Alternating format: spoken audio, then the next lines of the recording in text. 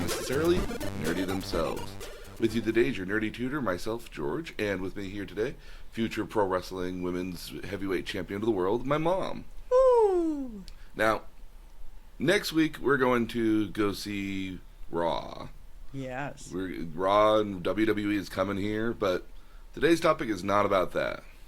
We're gonna talk about Game of Thrones.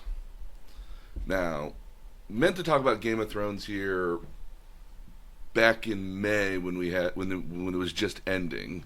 Yeah. And we got a little bit sidetracked due to some of the things that were happening. So Yeah.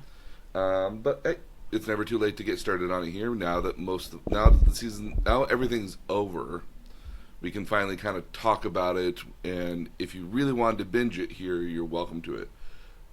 We're not going to talk too heavily about too many spoilers that happen here in the show because Mom has never seen it before. I have not seen a single episode. So, and I have yet to finish the last season of it here, but I've also of the opinion that if I watch the last season, then it ends and I can't enjoy it anymore. Oh. Even though I kind of know all the events that have already happened to it because everyone's... It's over? It's over. Although, sort of and not really, so... Well, I'm always late to the game. It's okay. So, let's give a little information about what Game of Thrones is to start with here. So, Game of Thrones is based off a series of books by George R.R. Martin that are originally titled A Song of Fire and Ice. And of which Game of Thrones is the first book in the series. Now, he started writing the books back in 1991, with the first book coming out in 96, and Game of Thrones coming out in 1996 here. And you got that look on your face like you got a question. Well, no, I'm trying to think of the timing, because when did the series start? The series didn't start actually until 2011. Yeah, I was going to say, to me, it's a recent thing. Yeah. But the books were started writing back in 1991. And George R.R. Martin's got a very unique way of writing the books here that I'll explain in a little bit later on. But again, that first book took him 5 years to write. And originally he had intended the books to be a trilogy of books here, but eventually realized that 7 books is the way he wants to write it here. And so the 7 books include the first one, which is Game of Thrones. Mm-hmm. The next book that came out was called Clash of Kings in 1998. A Storm of Swords in 2000. And 5 years later, you had A Feast of Crows. And in 2011, A Dance with Dragons.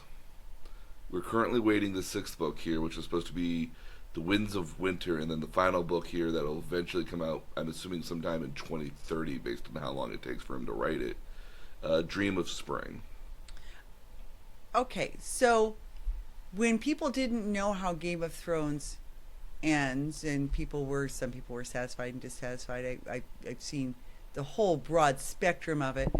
And when I say that, I mean I've seen on Facebook posting and Instagram postings, and Twitter, people's comments. So that's no longer based on the book. It can't be, because since the books are not over. Yeah, and this tends to happen a lot with Japanese animation as well, when they adapt stories that are still ongoing, that are comics or manga initially. You'll have a lot of series in which start as manga and then get translated into animation and anime. And what ends up inevitably happening along the way here is either that they add what they call filler material, which is material that takes place kind of outside of the bounds of the original plot of the story, that meant to kind of fill in the gaps a little bit of some stuff, or meant to kind of just another new adventure to tide you over until we catch back up with the story, because they'll naturally always catch up with the story. And so what ended up happening was that by the time we get to about season 6, they've run out of book material. And so when we get to season 7 and 8, it's new material that they're writing from, because they don't have a lot more. They don't really have anything else to base off the books. Okay. And so ideally, the sixth and seventh book will have maybe different stories to it. We don't know. I've heard some bits that George R.R. Martin helped shape the sixth and seventh season here with kind of what's happening, but not by much. And again, the way he writes is a very organic writing style. basically what George R.R. Martin does is he creates the characters, sets them loose in the world, and just everything that happens on the characters are based off what the characters themselves would do. So Okay, based on their personalities and the traits he's given them. precisely, yeah. Like he doesn't honestly have any major events or tiny events mapped out. Like two characters meeting each other might be the intention that this one character wants to do this, and then something else will happen during that conversation based off of the characters interacting with one another. So there's not a storyboard. He kind of has an idea of where the story's going, but he doesn't intentionally write a storyboard because, again, like you're just introducing the characters into this world here. The characters have their own agency, and so they are allowed to interact in the ways they want to. Because you see so many other series books, and some of them having been turned into movies, and the like. The one that comes to mind is the Harry Potter series, where you definitely had the feeling that she had a storyboard she was working Or with. that she at least had like a plot that she was going to go through. Yeah. And every book's kind of got a little new stuff that kind of gets added to the plot here that might Yeah. have maybe shaped it a little bit, but she had the core idea of what was going to happen the entire time. Right, and it sounds like this doesn't. This doesn't, which makes it interesting because it's very unpredictable. Okay. We've gone over the term plot armor before, right? Right. Nobody's got plot armor in this series. So everybody's disposable. Well, not so much as just that everybody is disposable, but anybody can die at any particular point in the show, and part of the fun is like hoping that your characters live. Sort of like Dungeons and Dragons, where you hope you're. You hope you roll really well and that you live through the night. Yes. Okay. When the books are written here, they're all written from a first-person perspective here, and so it's different characters who take up what they call the point of view characters, and so Okay. you have and characters don't know what's happening to other characters unless they've been told what's happening to them. So unless it's one of those things where like they see what's happening around them, they won't know that something's happening in King's Landing versus happening in Winterfell, as an example. So like they don't really know what's going on unless somebody tells them what's going on or they see it themselves. So as an example, if a character was not key in one book but was key in the next one, Mm-hmm. he wouldn't necessarily know what happened in the last book. Like a good example might be that like if Ned Stark here is in the north here, he doesn't know somebody's died in King's Landing that's important until the people from King's Landing tell him that somebody's died. Okay. So like they can't comment on events happening that they don't otherwise know themselves are happening. Okay. So because I know nothing about these Characters. well, and nothing about the story, Mm-hmm. except that it looks like they're really well costumed. Oh, yes. So what sort of time period? I mean, I know you can't give it a precise time period, but what sort of time period does this take place in? So it takes place in the fictional kingdom of Westeros, and then another portion of the world that's of the quote unquote known world known as Essos. And it's not necessarily a time period so much as it would say a genre of time. So like a genre of time is medieval fantasy, Okay. or you might have Renaissance fantasy, or you might have kind of Crusades. a crusade kind of time period, or you might have kind of a post-war kind of colonial sort of time frame, like Or an apocalyptic. or apocalyptic. Yeah, like Okay. different genres kind of have their own kind of time frames in a lot of Yeah. cases. This one, I guess, the best way to describe it is probably a very medieval fantasy. Think very much in the vein of like Lord of the Rings, almost in a lot of cases, where it's very much a not necessarily a fantastical medieval setting. Like there's no elves or dwarves or anything like that. Although We're all there is- humans. Well, you've got dragons. I know you have dragons. You do have dragons, yes, but like magic in this show is like very rare and uncommon. To see or find magic is just like, oh my goodness, we found magic. It's the most amazing thing in the world, and we have no idea how it works.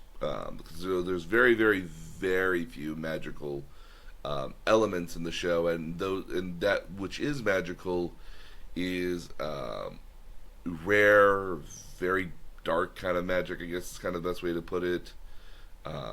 Evil? Some of it is evil. Some of it is evil. I mean, like, but again, I mean, like, evil is kind of a denotion of like how it's used. I mean, like, if dragons at the end of the day here can be quite evil because they're very destructive and dangerous here. But if they're also protecting something at the end of the day here, they're not bad things at the end of the day. They're actually very beneficial to the world. Okay. So people don't know things because there's no printed newspapers and there's no cell phones. No, cell phones don't exist. Like, obviously, the people who can read are not very common. Right.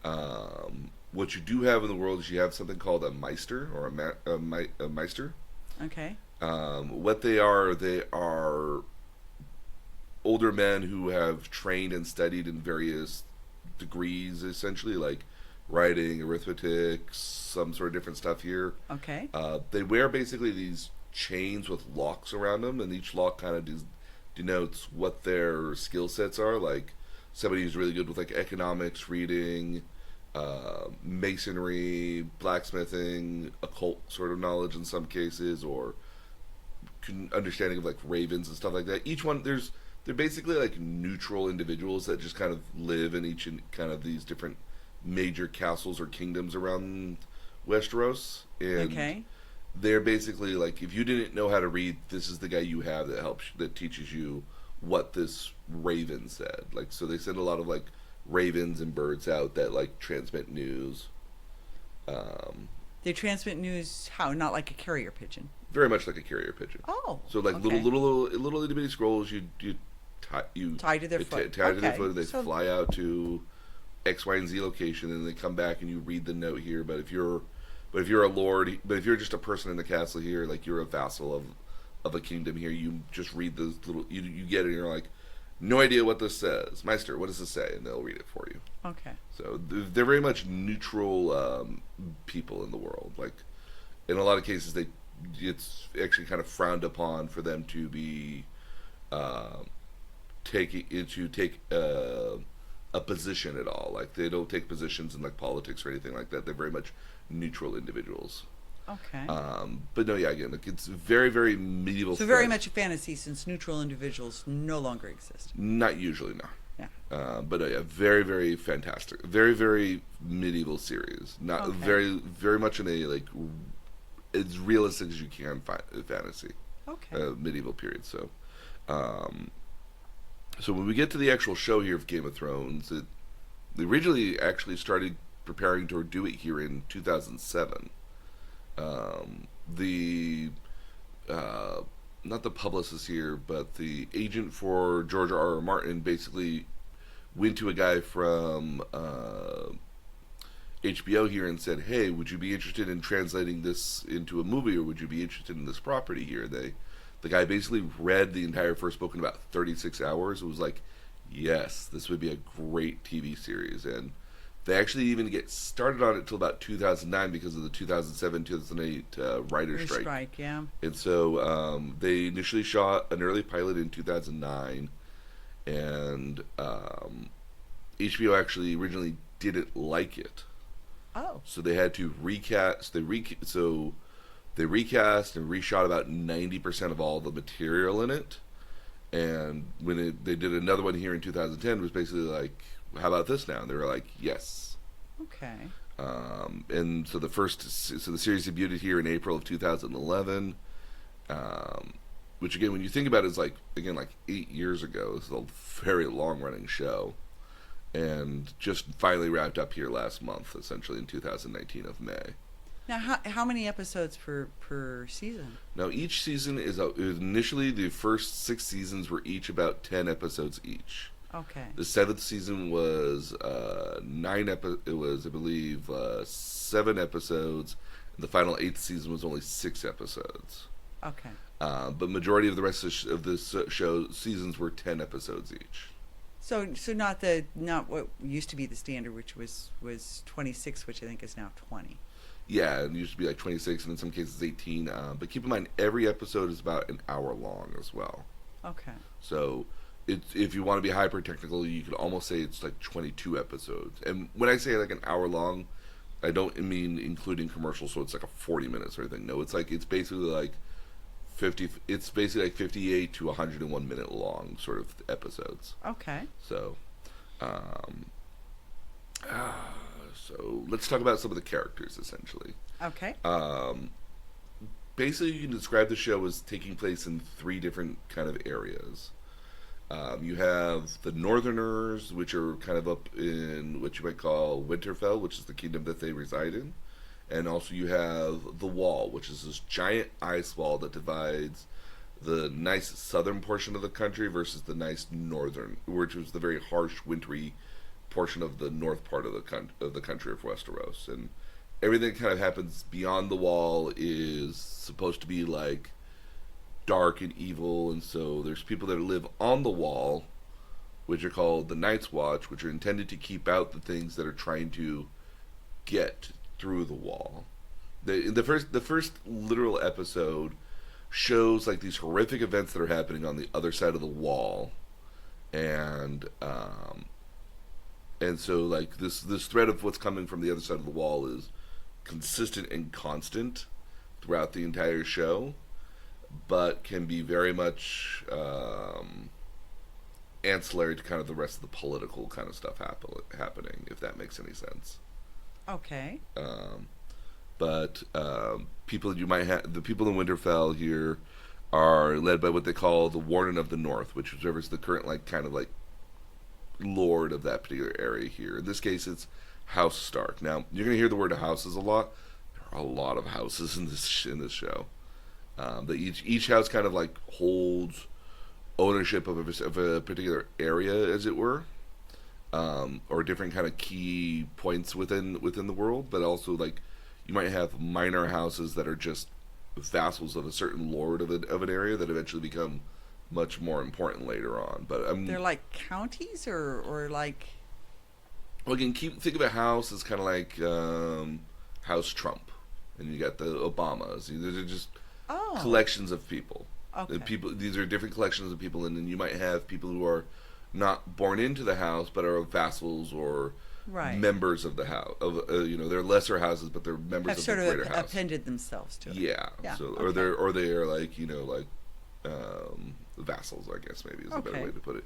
And so I'm only really going to talk about the most important people that I can think about for the most part. Okay. But I'll mention quite a bit here. This is one of those shows in which you want to you almost need to have that giant corkboard of everybody's picture on it to kind of, with the yarn that kind of goes across to figure out what's going on with everybody, because there is a lot of characters. And again, the War and Peace of television shows. Okay. Oh, very much.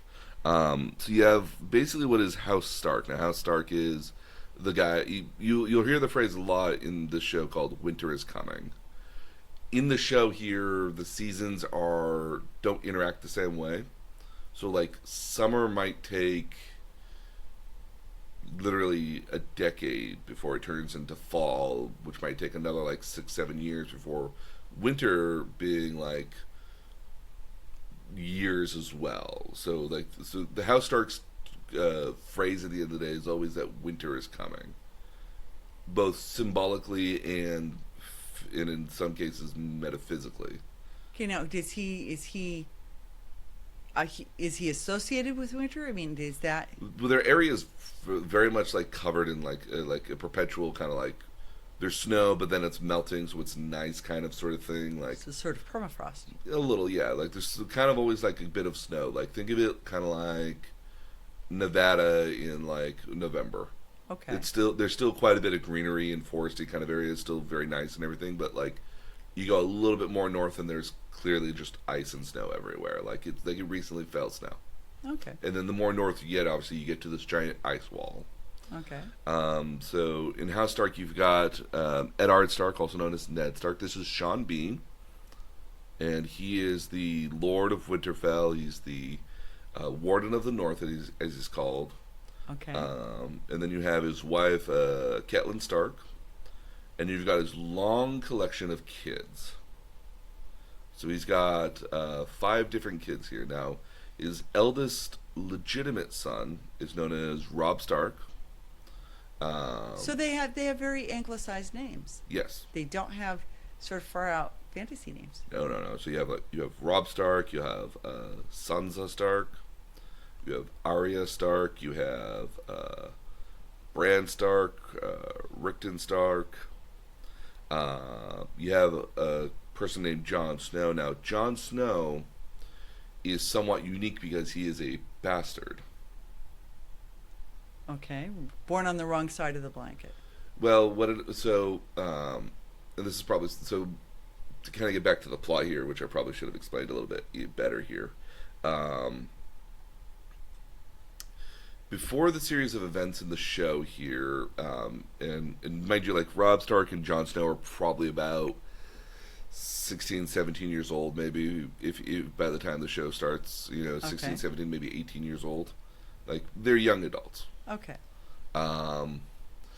Prior to the events of the show here, there's the seat of power known as King's Landing, which is basically what rules over all the 7 kingdoms of Westeros. Okay. And what happened was that Ned Stark's father and older brother were killed by the Mad King, which was a gentleman by name, forget his name, Targaryen is the house. Okay. And basically started this giant war with Robert Baratheon, who was another lord of another kingdom, of another like castle and area here. Basically, they started a war. Now, like the Targaryens, like used to run Westeros very well. They invaded from the east in Essos on literal dragons. And so their crest is three dragons kind of like on top of one another, or a 3-headed dragon almost. And they basically ruled over Westeros with an iron fist almost. But they were very much benevolent leaders because again they let the people live and they ruled over the kingdoms here. This last Targaryen here is known as the Mad King because he was quite insane. Like he would just kill people at random. Okay. And so it started this giant war, civil war that happened where Robert Baratheon eventually killed his son. This King Targaryen died, the Mad King died, and Robert Baratheon takes over leadership of King's Landing and thus all of Westeros. Okay.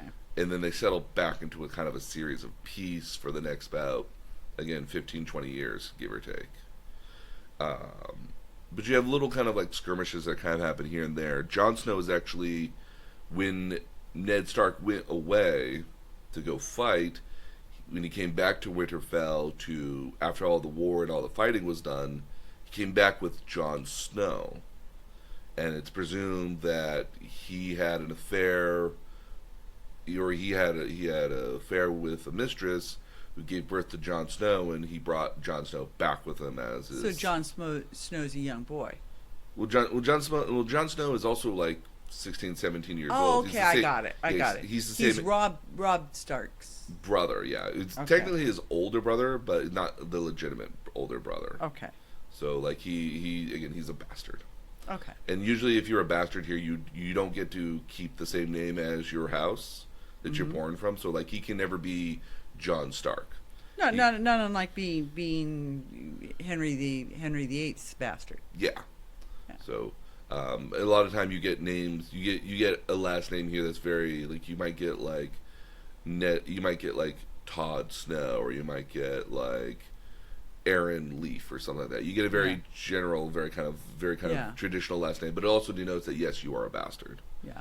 Okay. But Jon Snow is treated very much like a member of the family here, even though like Catelyn Stark basically whenever she looks at him just like glares at him because it's the one time that Ned wasn't faithful to her at all. But otherwise they were very, very, very faithful in marriage to one another. Okay. And then the last person you have is Theon Greyjoy. Now Theon is a ward of House Stark in Winterfell. The Greyjoys are lead what is the Iron Isles or Iron Islands, which are a small collection of islands that are just out off the coast of Westeros. and they tried to invade Westeros at one point to take it over, or to take over areas here, and then they obviously lost. And as a result, here they had to give up Theon as a kind of political prisoner. So the intent was that Okay. you wouldn't attack because you wouldn't attack the kingdoms again, because if you did, we would kill your son. They have a hostage. Yeah, we have a hostage, and but he's treated very nicely by the Starks Okay. here. He's very much given an education. He's the same age as Robb Stark. He's treated very much like a member of the family, like not unlike how you would treat like the next door neighbor, Okay. the next door neighbor's kids. Oh, the next door neighbor's kid. Yeah, you can come for dinner. Yeah. Know. Very, very. They're in a very like good relationship with one another. Okay. Each of the kids here, with the exception of Theon, of the 6 kids here, have what they're known as dire wolves. Now, the House Stark is their flag has a dire wolf on it. Now, a dire wolf is like a regular wolf, but like 3 to 4 times its size. Oh, like Like the Hulk of wolves. well, basically, like they're the size of your kitchen table and about as tall and almost as tall as you. Okay. And each one of these, they get them as small pups, and each one of the direwolves basically imprints with one of the children here, and so they're very, very loyal creatures to each one of them. Okay. To each one of the kids here, to the point here where like the wolves won't go anywhere without the kids, or if they do, or if they do, that's very rare for that to happen. Okay. Um, so yeah, House Stark is kind of basically the portion of the north here. But the series of events here, what ends up happening when the story starts here, is that somebody's died in King's Landing, and so Ned has to go to King's Landing to help the king. But at the same time here, Jon Snow is now becoming of age, and he's got to go he's going to go join the Night's Watch, which is at the Wall. Now most of the time, now back in the day, the Night's Watch, which is the people who watch the Wall from things that come on the other side of it, used to be a very prestigious sort of job. It's not anymore. The only people that ever go to the Wall here now are basically murderers, thieves, prisoners of war, and nobles who have no legitimate claim to their house at all, like Jon Snow here. And you meet other people you meet other nobles who have been like exercised from their family in the Night's Watch, and so you have other nobles that are up there that are kind of like, yeah, I'm noble and I'm a good guy, but like my family can't do it, and I just can't be a part of my family anymore because they kicked me out, or I've done some transgression that won't allow me to be there and to have my house anymore. Stuff like that here. Then we get to King's Landing here. King's Landing is basically the seat of power that's in all of Westeros. They basically control all the 7 kingdoms, including King's Landing, which is its very kingdom. Its highest position is known as the Red Keep. It's basically a castle that's red, and it's where sits the Iron Throne. And this is a throne that's made by the first invading Targaryen family when they invaded from the west, from the Oh, east. it's so primitive looking. That's really obviously made of swords, and I assume every district's sword. So what happened was that basically anybody who didn't pledge fealty to the Targaryens when they first arrived on their dragons, they took their swords as a result here, and then one of the dragons basically burnt the swords, or basically heated up the swords here, and they formed a throne out of it. It's a very pointy throne. It's not comfortable to sit in, from what everyone says. Yeah, no, it doesn't look comfortable. No, very much not comfortable at all. But it's one of those but it's definitely one of those chairs here where basically it is the seat of power. Okay. So this is the throne that they talk about in Game of Thrones. Yeah. So this is the throne of power, essentially. That basically anybody who sits in it is basically the big guy in charge. Okay. And you said guy, is it ever a girl? A Kate, maybe.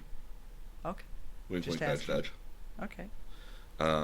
But we get to King's Landing here. There's 2 major houses that are in King's Landing. There's House Baratheon, and then you have House Lannister. House Baratheon is the current king of the Westeros here in the Seven Kingdoms. This is Robert Baratheon, Ned Stark's very good friend. Okay. And then you have his wife, Cersei Lannister. Now, the Lannisters are fun, because, for me at least, because the Lannisters are wardens of the West. They control what is known as Casterly Rock, which is a huge gold mine for the kingdom. So it's basically where all the money in the kingdom comes from.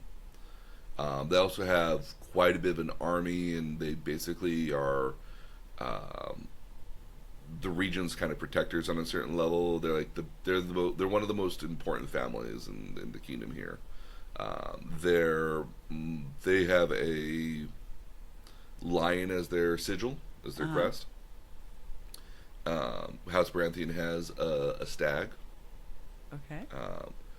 What's great about the Lannister here is that their motto is "A Lannister always pays his debts," and they mean that both literally and figuratively. So, if you promise something, the Lannisters, if your Lannister promises something, they will make sure it happens, or they'll make sure that they pay good on that, even if it takes like years to happen. They will make good on that. Okay. And certainly, again, they're the masters of money as well, so they will literally pay off their debts as well. Okay. So it's a phrase that you'll hear slung around by people in this family all the time, especially one of them here. Okay. But what's happened here is that House Baratheon and House Lannister basically forced a marriage between the two families to make sure that the power of the kingdom was like legitimate and well kind of guarded here. So like Robert Baratheon and Cersei don't really love each other, but they've had children together, and so it's what keeps the realm together, essentially, if that makes any sense. Like, well, and that's something that happened in medieval times all the time. Precisely, yeah. So right underneath that is going to be Cersei's brother, which is Jaime Lannister. They are twins, and they have kind of a brother-sister love affair with each other. Oh. So you have the youngest, and then you have their father, which is Tywin Lannister. He is the Warden of the West, and he basically leads he's right now leading this giant army to protect the Westeros from wildlings, which are kind of like barbarians, if you will, and then anybody else who's basically trying to invade Westeros, as it were. Now there's the North Wall. What is there to the west? I mean, are there east and west walls? So to the east and west are basically water. Oh, okay. So the east and west is water, and then you have think of it kind of like North America, where like where Mexico happens, it just ends. There's no South America after that. It's just whatever happened. It's almost as if the country just kind of like ends at a certain point. Doesn't end at Canada. No, but you consider everything on north of the wall very much Canada. Okay. Very, very, very snowy, very wet. There's no laws kind of that happen over there. It's basically whatever rules. It's like, I'm the guy who's going to kill you if you don't follow what I say. That's the rule of law. Okay. So his name might even be Law. So, but then you have what is one of my favorite characters and everyone's kind of favorite character, which is Tyrion Lannister. This is Peter Dinklage. He is a dwarf. I know who that is. And he is probably one of the most fan favorite characters in this entire show. Just because like he gets all the best lines, like he gets all the kind of cool stuff kind of happens around him at a certain point here, and he is just probably the most funnest character to watch in this entire show. Peter Dinklage was a star before this. This has just made him an even bigger star. Yeah, which is why you see him in a lot more stuff here now. In fact, actually, with a lot of these actors, this is why you see them in a lot of shows here at all.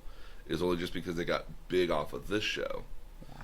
So, but no. So you have Tyrion Lannister. He's cool. He gets a buddy named Bronn, who's a mercenary who kind of hangs out with him as well. They have their dialogue between each other are very fun to watch. Like they're a great buddy cop duo. It's great to watch the two of them. You have a couple other characters here as well. You have I don't really want to go into the other kids from Robert Baratheon's series because they don't really play any major role here at all. Okay. The only one I will mention here is Joffrey Baratheon, because he will eventually become a very important character later on. But he's also like every rich kid you've ever met, spoiled and stupid to a T. But he is also a very fun character because you just want to see his face punched in one of these days. Um, who else do we have here? We have a couple of knights that are in King's Landing. We have Sir Gregor Clegane. He's was played by a number of different actors here, but he's a very like he's 7 feet tall, just built like a tank. He's known as the Mountain. He's one of the Good name. He's one of the king's guards, essentially. Like he's very kind of like people who protect the king essentially. You have his little brother, which is Sandor Clothing. He's about 6'7", but still just as big as his brother, but not as well respected. He's kind of like the runt of the litter, if you will, for them. He's known as the Hound because he's got a pretty bad scar along his face that he got from fighting a wolf. Okay. And then you have the other two characters here are equally just as interesting. You have Peter Baelish. He's a man known as Littlefinger. He's initially in the series known as the Master of Coins. So he's like the treasurer of the kingdom here, essentially. But what's interesting about him is he owns literally like dozens of brothels around the King's Landing, which is how he makes a lot of his money. He's very, very much the influential kind of guy you want on your side. Okay. Even though, like, when you look at him, he's like, I don't know what power you wield. No, I wield quite a bit of power. Where? No. I'm very important, and it's not initial why he's so important, but like his actions lead to why he's important later. Okay. And then you have the last guy here is known as Varys. He's a eunuch who is the spy master. He knows kind of everything that's happening. He's always well positioned around the world, around the kingdom. He's got spies everywhere, which kind of help him with everything. He's known as the spider because he's got so many different webs that he can tug on to know just about anything that's happening. So he's kind of an interesting, fun character to watch as well. Now you started to say the world. Do they interact with the larger world, or is it just their world? So there's two types. So two major areas here, which is obviously Westeros, north of Westeros, and then you also have the other side of the Great Sea, which is Essos, Okay. or Essos here. And this makes up what is known as the known world. There's other portions of the world that do exist, but it's not that anybody is the show and the world and the people from the show don't actually travel out to those portions of the world at all. And But they know they're out there. But it exists out there. Like if you have to imagine it here, imagine it kind of like the original like 13 colonies, and there was this whole other portion of North America that really hadn't been like colonized or studied or explored at all. Yeah. So all that exists out there, they know it exists out there, and but they're just not interested in going and looking at it just They yet. don't have their Lewis and Clark yet. No, they don't. Well, they might, but I mean, like, again, even Lewis and Clark took like 15 years before they came back. Well, no, they took 3 years before they came back, but Oh. still was a long time. Yeah. So, so that's King's Landing here, essentially. Ned Stark goes down to King's Landing because somebody's died, a position they call Hand of the King. It's basically the right-hand man. And so he brings some of his family with him. He brings his two daughters, Arya Stark and Sansa Stark. Sansa is very much a girly girl, and Arya is very much a tomboy girl. Okay. And so they come down with Ned Stark and a couple of his vassals and his people with him. And Ned Stark is very much not of politics, so having to be the hand of the king and manage this inner circle of politics that's kind of happening in the background is very weird to him. But he's doing it because his good friend, who is king here, needs help, and we can't say no to the king. And he can be trusted. Yeah, and that's the other thing. He can very much be trusted here. Okay. that's a portion of the show here in which like trust is very much one of those things that like either you have or you don't have, and even when you do have it, like you're never quite sure you really have it. Oh. Um, and then you have what's known. Then you have this other story which doesn't really make sense why it's here, so much as that like eventually it makes sense. So this is Okay. happening in Essos, and um, if you remember, we was talking about the Civil War and the Targaryens here. Yeah. What happened was that the Mad King, when he died, they shepherded his wife and his one remaining kid out of King's Landing and took him back to the one island where the Targaryens lived at, and they gave birth to Daenerys Targaryen, which is the youngest child. I've heard of Daenerys. Oh yeah, yeah. The youngest child of the Targaryens. She was basically the mom died in birth, but you have Daenerys here, who is the last known born Targaryen here, and they escaped to the east here to Essos, with the intention that they were going to build up an army and come back and reclaim their rightful position as lords of kings of Westeros here. Yeah. So you have, but again, what's kind of interesting here is that like these characters that happen here in the east don't ever interact with the characters from the west. You'll have like bits of episodes which go to focus on them for like 10-20 minutes in some cases, but like but the events that are happening over here have nothing to do with what's happening over here in Westeros. They're almost like happening in you almost could write another book just about these characters. So they're happening in parallel, but they're not impacting each other. No, they're not. Although some characters from Westeros here end up coming over there at one point and joining their crew of people, but like for the most part here, it's whatever happens in Essos is happening in parallel with what's happening in Westeros, but they don't meet each other. They're not like meeting in the middle at all. So what happens in Essos stays in Essos. For the time being, until later seasons. Okay. And basically, you have the two remaining Targaryen kids. You have Varys Targaryen and you have Daenerys Targaryen. Varys is ideally the eldest son, and so he is the rightful king of Westeros. He needs to build up an army to basically take it back here. And his first choice of armies that he basically wants to create here is going to be out of the Dothraki. Now, Dothraki are these nomadic sort of people. They ride horses. They're like big Samoan kind of guys for the most part. If that explains it here, it's where we first get introduced to Jason Momoa, who is known as almost a Samoan name of Momoa. Yep. That's Jason Momoa is the actor. He plays Khal Drogo. He is this warlord for this tribe of Dothraki, who again, these big British horse people that basically ride around on horses and they conquer other lands, and so this is what Varys thinks. Are they mercenaries? No. They're very much nomadic, sort of very nomadic horse people. Okay. It gets kind of a greater parallel might be like the Native American Indians that just ride around and. But how does he persuade them to join his side? Varys is basically offered to give up his sister to Khal Drogo. Oh, lovely. How does his sister feel about that? His sister is not idyllic for it here at the end of the day. She's basically had the distinct pleasure of they've lived in a small mansion that's by the waterfront because their name still has some influence. Yeah.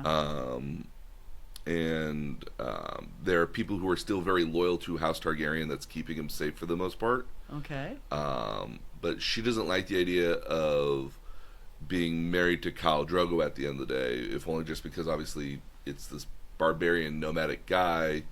Kind of grew up with different customs and standards. And she's been very much this little princess in a castle that's been very, very much knows what's going on in the world. Like very much knows that like I can't go back home. I'm in exile. Like I'm hiding. She knows what she's missing. She knows what she's missing, but she has very much no interest in the throne. She really just wants to live out her Wow. life.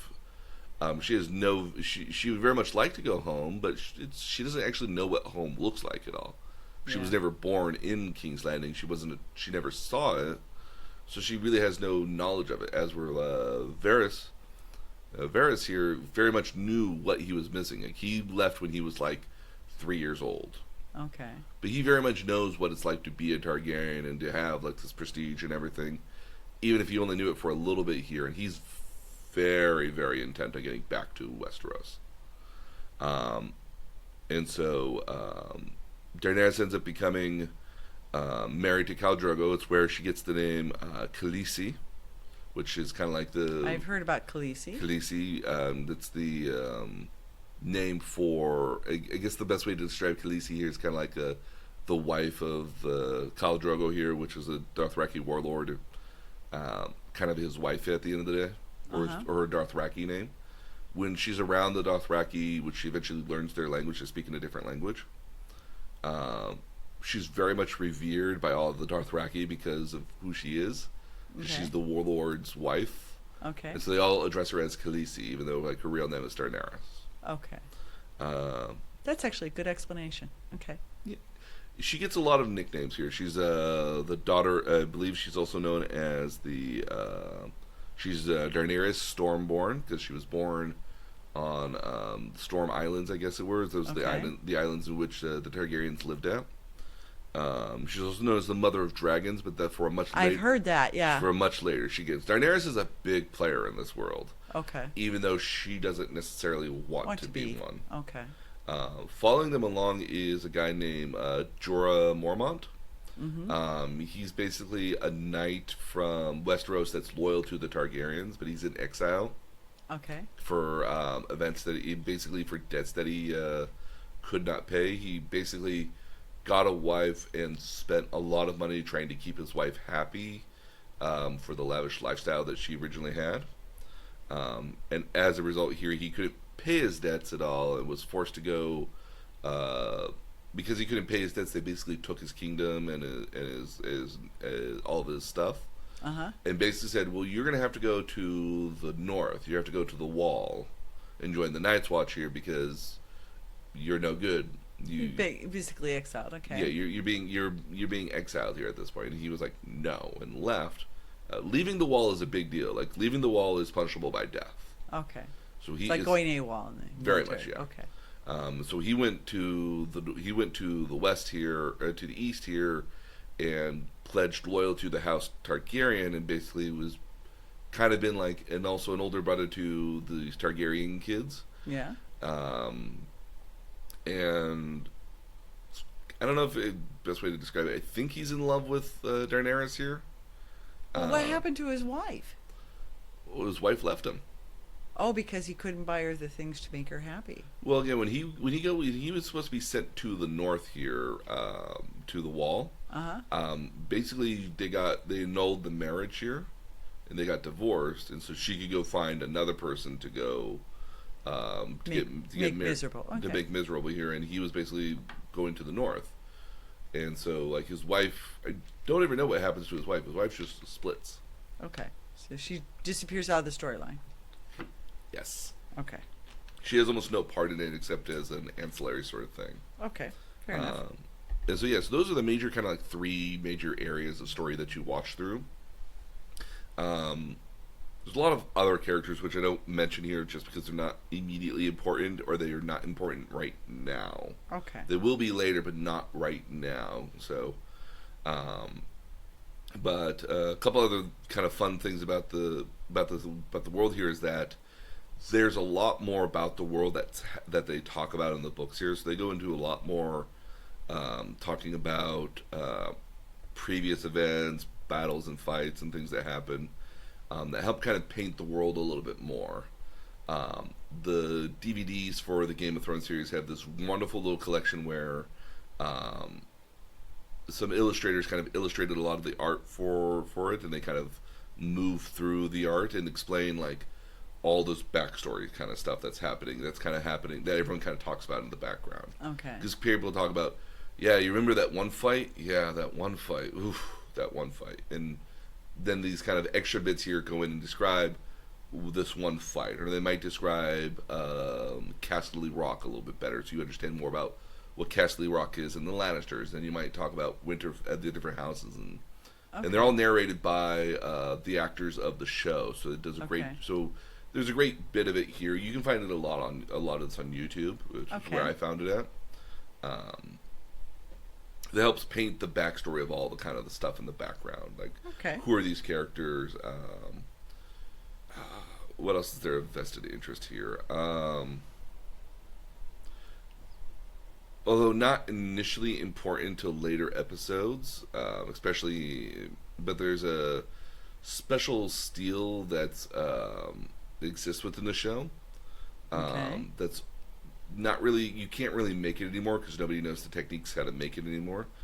It's known as Valerian steel, and what it is basically, it's like the hardest metal you can find that makes swords out of it. Essentially, you can't remake the metal, but you can melt the metal down to make new swords and weapons out of it. And every house kind of has a Valerian kind of steel weapon, which is their namesake. And so you have quite a number of these swords kind of existing throughout the world.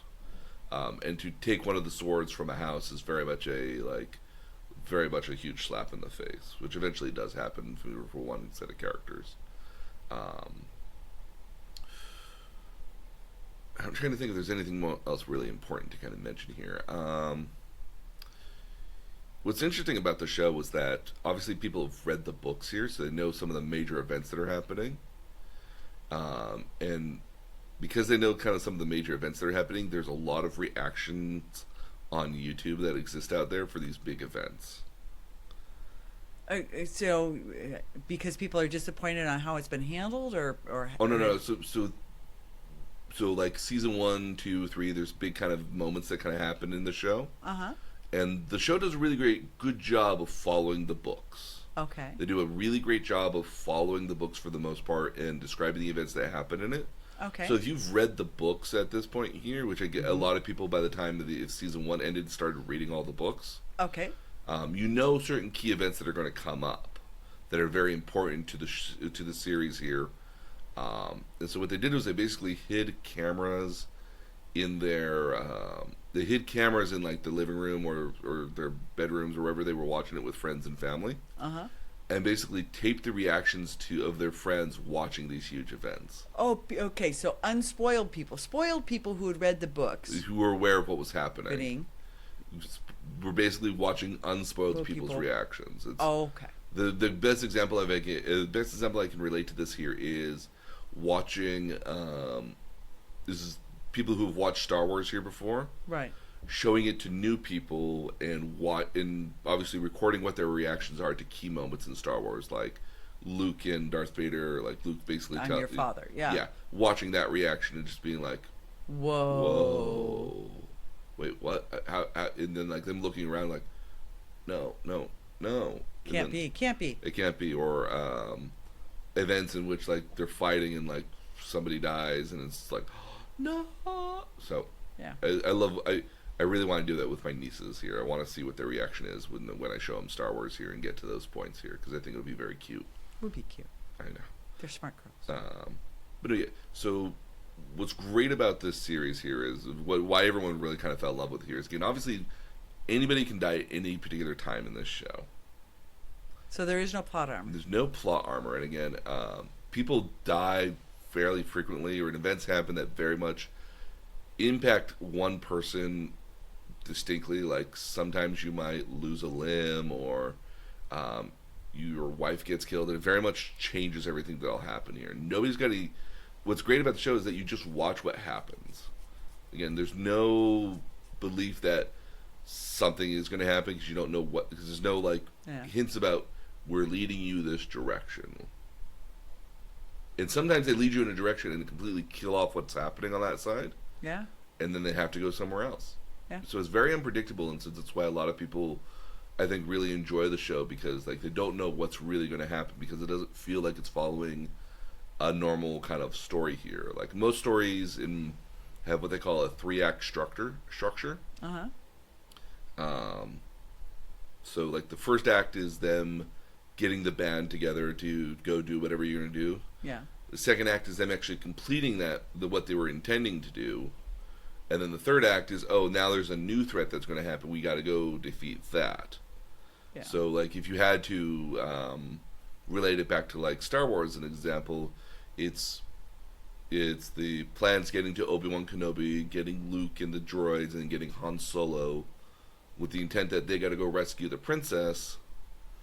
They go and rescue the princess and realize, no, there's this giant Death Star that exists. We need to go destroy the Death Star to stop the Empire. And then that's Act 3, where they go and destroy the Death Star here.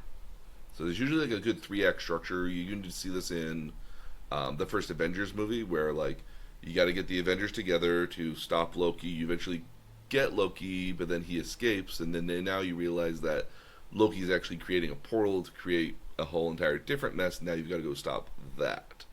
So there's a 3-act structure that happens in a lot of stories, but with Game of Thrones, there's no 3-act structure at all. It's very much a what's going to happen this episode. Who knows? Well, it sounds like it's very fluid. Oh, it's very Again, what's great about it is that everyone acts with their own agency. Like none of the characters, unless the character has any loyalty to whatever it is that they're doing, they don't go out of the way to go help somebody else just because it would be convenient for the story. Like again, so like, they aren't manufactured. No, Yeah. no. Again, Okay. like in a lot of cases here, like Tyrion as an example here, like just moves through scenery as though like he doesn't exist in it at all, and he's got like no care about what's happening around him. He just moves right through it. So in one case here, like he might travel to the north and then travel back, and he just keeps moving on because like he has no vested interest in what's happening in the north. He just wants to get home to King's Landing because that's where he lives. Yeah. He wants to get back there, and so he doesn't care what happens to anyone else around him. He just wants to get back home, and even makes friends with Bronn with the intention that like, hey, why don't you be my mercenary? You can be my guard. You can help me get there. Well, what's in it for me? I'm going to pay you handsomely. Yeah. All right. Well, money talks. Well, again, very much for Tyrion as well. Tyrion loves to pass money around. If you have it, I mean. Again, a Lannister always pays his debts. And again, for a lot of people, it's very much like, well, you'll give me what now? I'll give you a land. Yeah, I'll fight for you. Because, hey, here's this guy who's very well renowned and regarded here. He says he's going to give you land and money.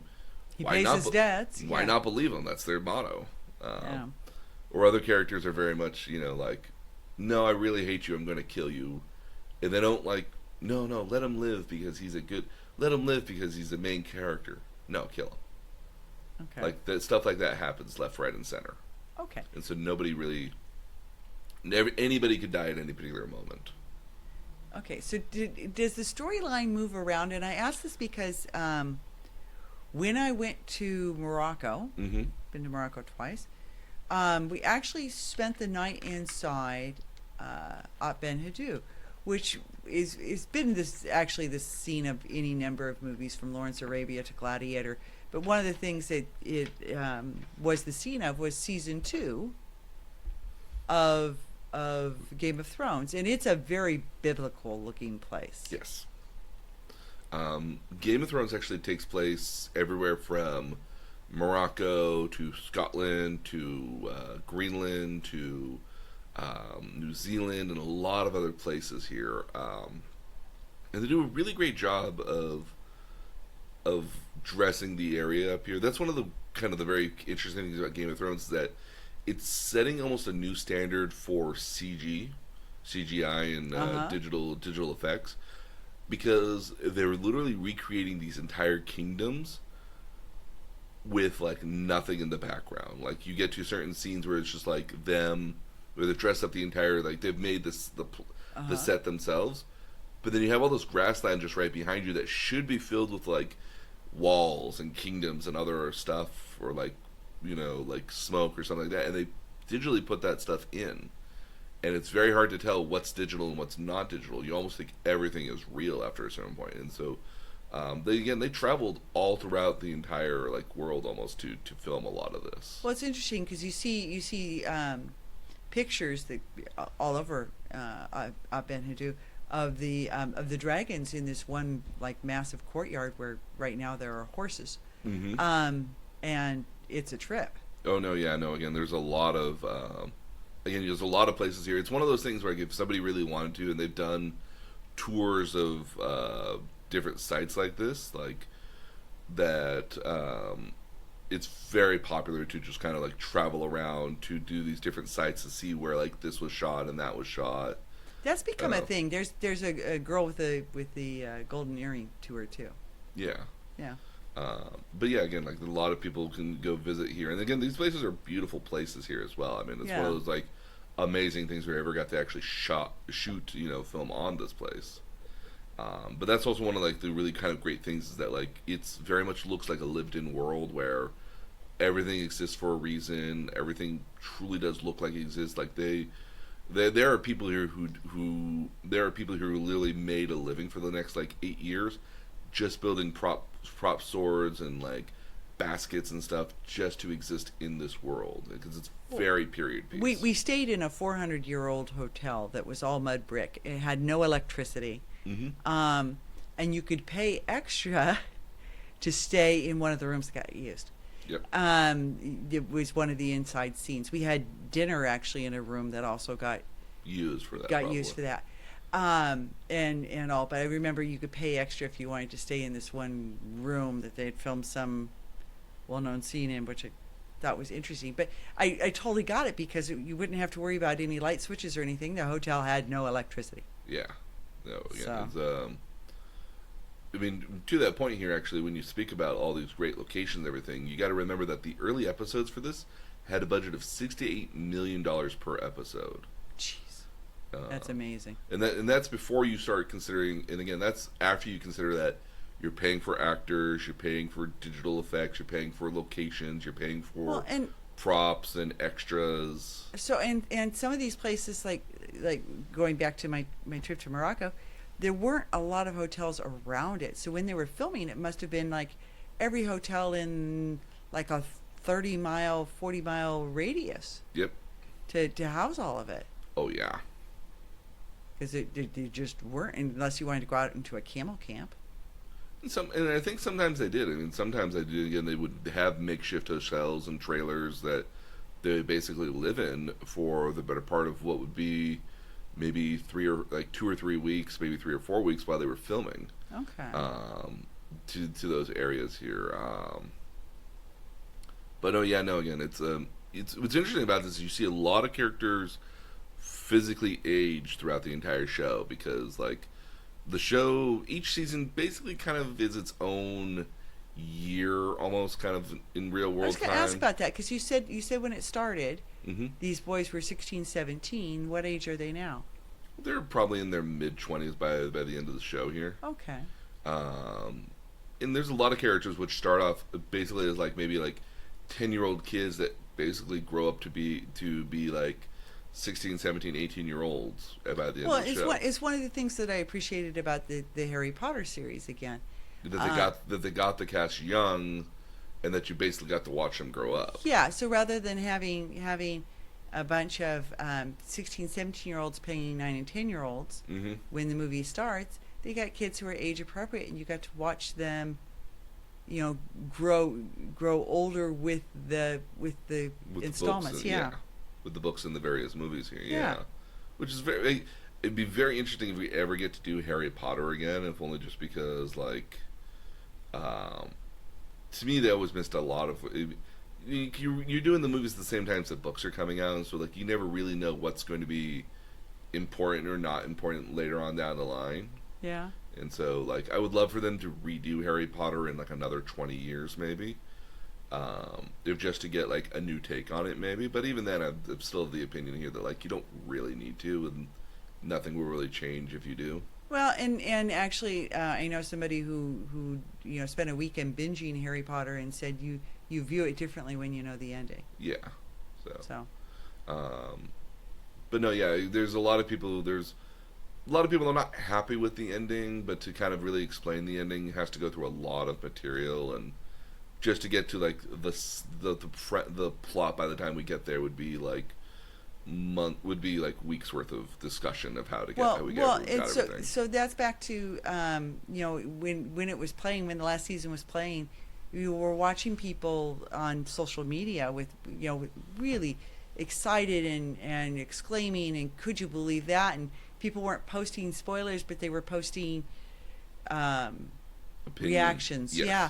And I actually thought it was kind of respectful because people weren't posting spoilers, but they were posting reactions, and some people were really pleased with how it ended, and other people really weren't.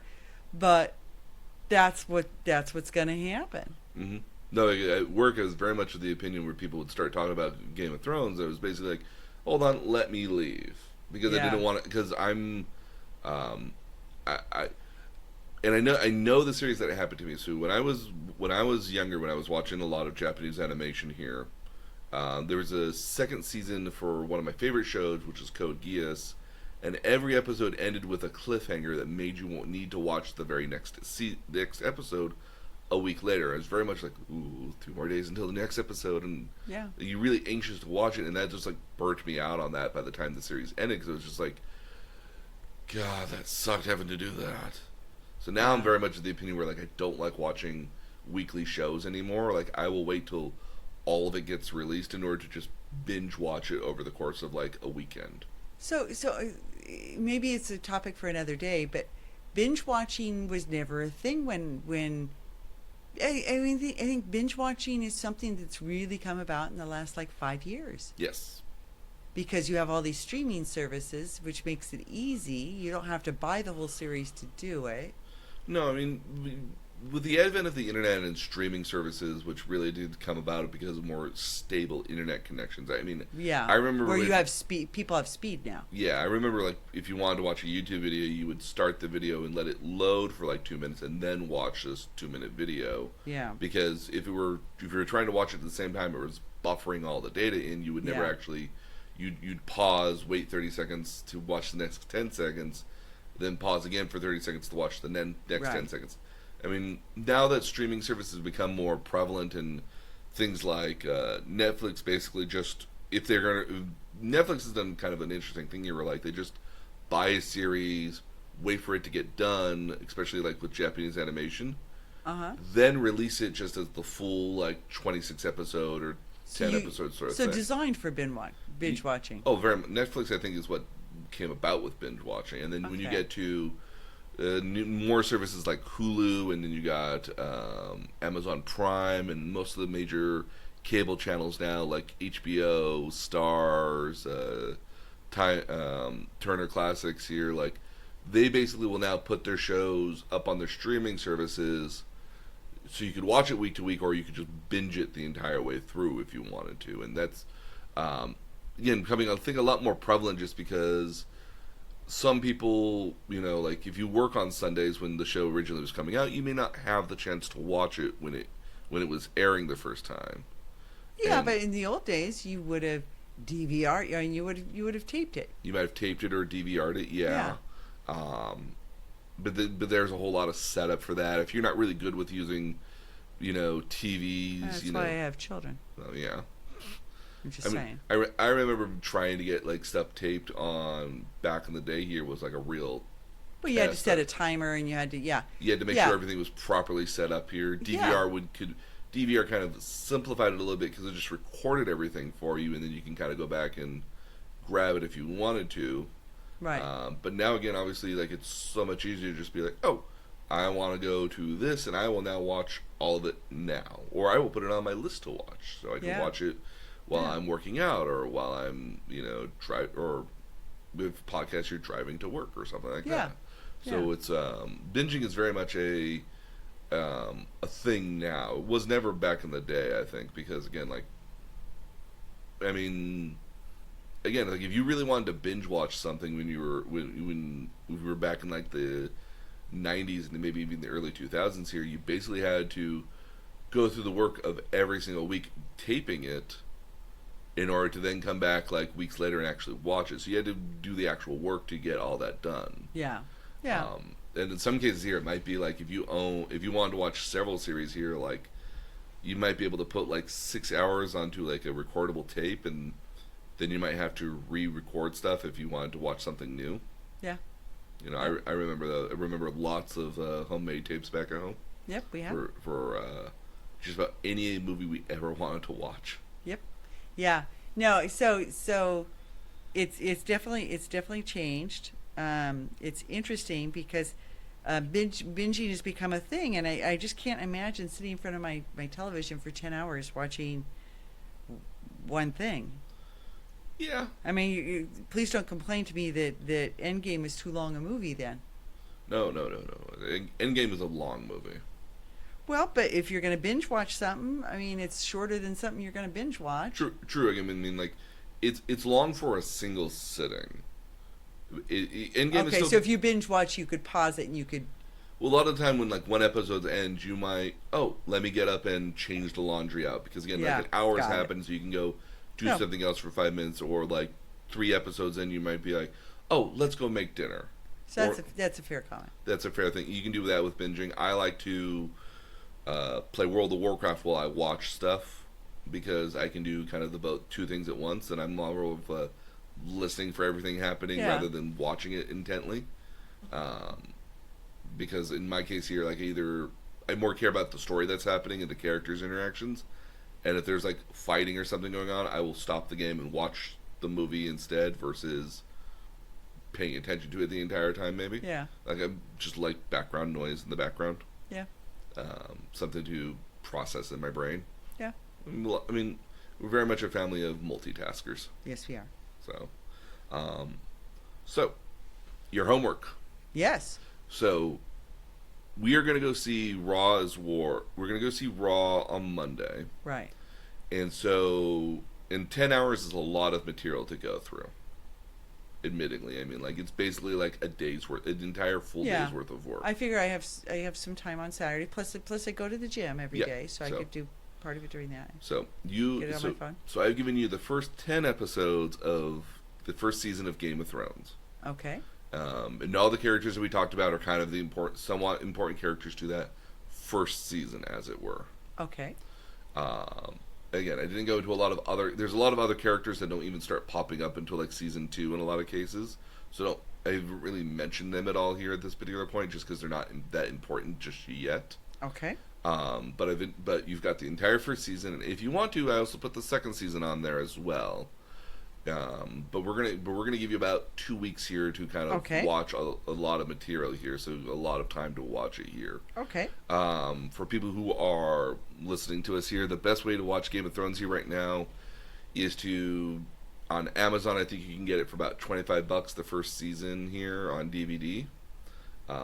Or you can get a subscription to HBO Go, which is the HBO streaming service, and you can watch it on there.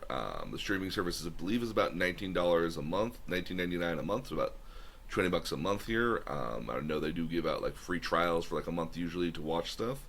So if you want to just binge watch for about a month here, you could do that and then cancel your subscription before it started charging you for it. So that is an alternative if you want to. But HBO also has like quite a bit of movies on there as well. So there's probably more of something you might want to watch in there, like Oz or The Sopranos. I mean, like there's a lot There's of quite other. a bit. Yeah. HBO does a really great job of just coming up with like new stuff beyond just watching movies. That's always kind of very entertaining in that particular regard. Like they always just do a great job of having some good content on there, Okay. and original content, I guess too. So Yeah. but so that'll be us here for this week. We're gonna have a review of our trip to an actual wrestling event here next week. Looking forward to it. But in the meantime, thank you so much for listening to us. You can follow us again on our website at nerdtutorialpodcast.com, where we have all the show notes and all the episodes listed on there. We also repost everything on our Facebook page at facebook.com/nerdtutorialpodcast, and you can always visit us on Twitter at nerd_tutorial for if you want to post comments, critiques, and reviews of what we're doing here. Please like us on. Please make sure that you review our stuff here on iTunes and other platforms, because it does help promote the show and give us a good idea of what we're doing right and wrong, and we'd love to hear about more stuff that we're doing. But thank you so much again for joining us here this week. It's been myself, the Nerdy Tutor, and my mom, and we'll see you guys again next time. See ya.